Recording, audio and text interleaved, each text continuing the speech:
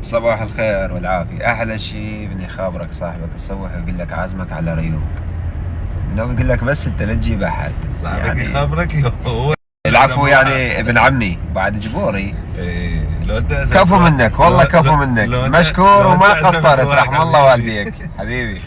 تاقي لك وما كمل الباقي، لأن ما أريد أزيد هم على همي. تتصور إني عايش وأنت مو يمي، مو لين مو أنت اللي تقوله كرهت اسمي، بعيد أنت